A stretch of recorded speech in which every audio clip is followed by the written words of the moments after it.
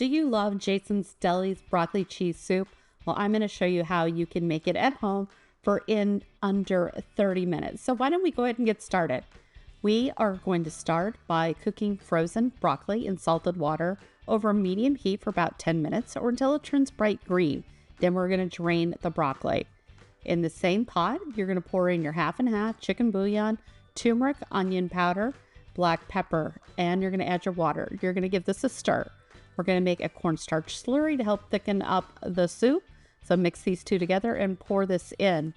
Now, once this begins to thicken up, you're going to add in your American cheese. And once that's all melted and thick, you're going to add back in your broccoli. You can see that is rich and creamy and just like Jason's Deli.